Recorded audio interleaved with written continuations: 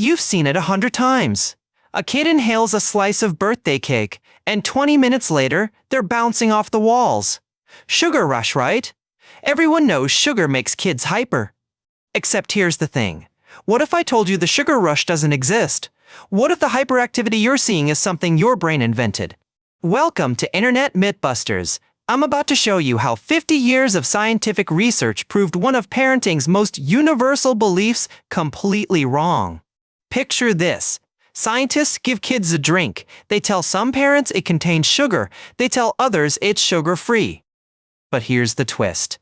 Every single kid got the exact same thing, 0 sugar, a placebo, and the parents who thought their kids had sugar, they rated their children as significantly more hyperactive. The sugar rush wasn't in the kids, it was in the parents' heads, and that's where our investigation begins. To understand how this myth took hold, we need to go back to 1975. That year, a pediatric allergist named Benjamin Feingold published a book that would change parenting forever. The book was called Why Your Child Is Hyperactive. Feingold argued that food additives and artificial colors were causing behavior problems in children. It became a bestseller. Parents latched onto the idea immediately. Finally, an explanation for why their kids acted wild. It wasn't their parenting, it was the food. The sugar connection wasn't even Feingold's main focus. He was primarily concerned with artificial additives. But the idea of sugar causing hyperactivity hitched a ride on his theory. And it made intuitive sense, didn't it? Sugar is energy. Kids eat sugar, they get energized. Simple cause and effect. Or so everyone thought. But scientists weren't convinced by intuition alone.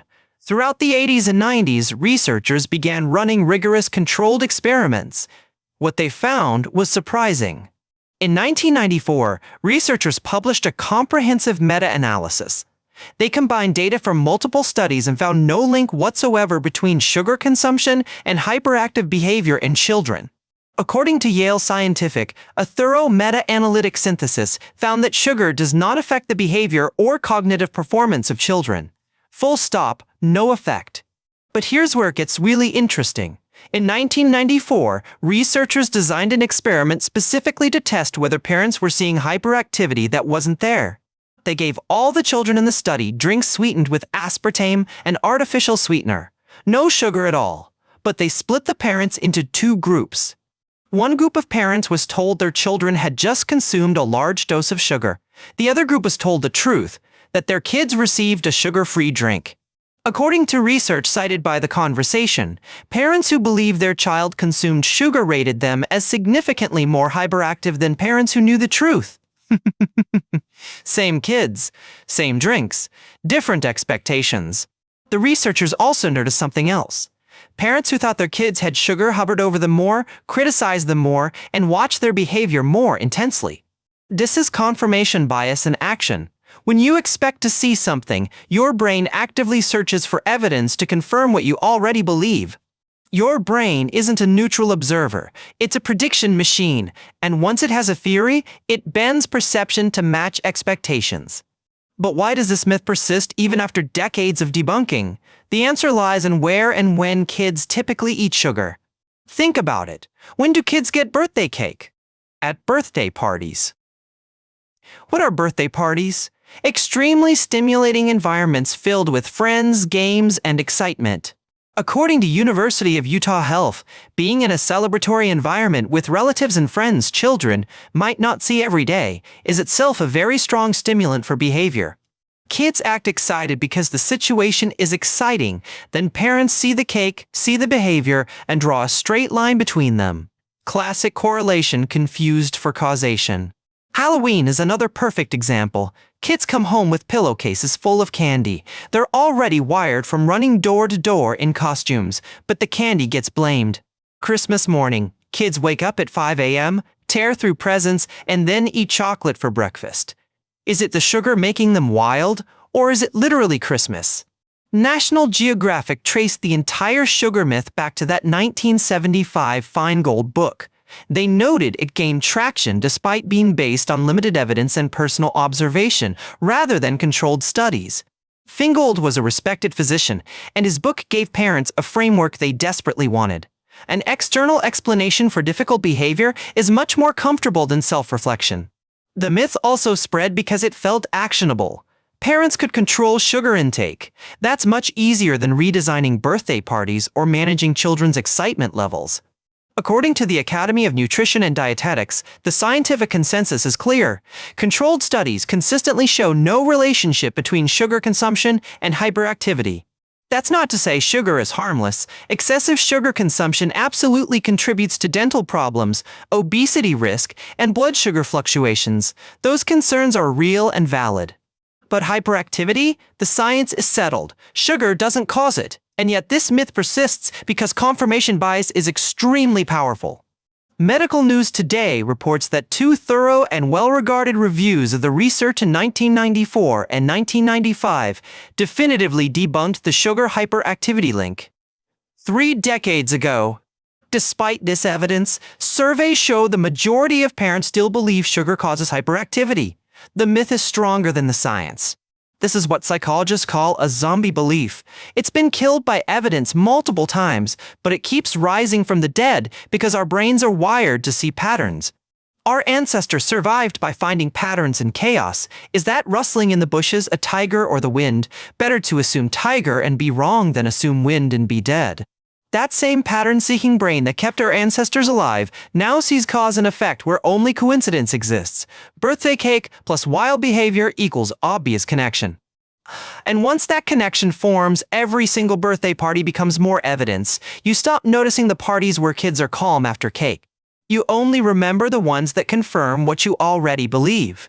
This is called selective attention, and it's happening in your brain constantly without your awareness. Interestingly, some researchers argue the myth accidentally helps by limiting kids' sugar intake for the wrong reasons, but others counter that spreading misinformation undermines trust in nutrition science overall. So, what should you actually do with this information? First, recognize that excited behavior at parties is caused by the environment, not the cake. When you're at your niece's next birthday party and kids start going wild, pause before blaming the frosting. Look at the environment instead. Second, be aware of confirmation bias in your own thinking. Once you expect something, you will find evidence for it everywhere you look. This doesn't just apply to sugar and kids. How many of your other firmly held beliefs might be based on correlation, confused for causation? Third, if you're concerned about sugar, focus on the real issues: dental health, balanced nutrition, and establishing healthy eating patterns, not imaginary behavioral effects. And here's a thought experiment. What other parenting beliefs might be based on similar patterns of confirmation bias? The sugar myth isn't the only zombie belief out there. Screen time makes kids violent. Video games rot brains. Children need to be constantly supervised. Some of these have evidence behind them. Many don't. The broader lesson here is that beliefs everyone knows to be true can still be completely wrong. Popular isn't the same as proven. Critical thinking means asking for evidence, even for beliefs that feel obviously true. Especially for those beliefs. If you found this breakdown useful, subscribe. We cover myths like this every week, helping you separate what everyone believes from what science actually shows. Now, you might be wondering about the actual mechanisms. Why doesn't sugar cause hyperactivity when it's literally energy that your body burns? Your body has evolved sophisticated systems to regulate blood sugar levels. When you consume sugar, insulin helps process it smoothly. There's no sudden energy dump that would cause behavioral changes. The idea of sugar as rocket fuel for kids is based on a misunderstanding of metabolism. Your body doesn't work like a car that goes faster when you add more gas.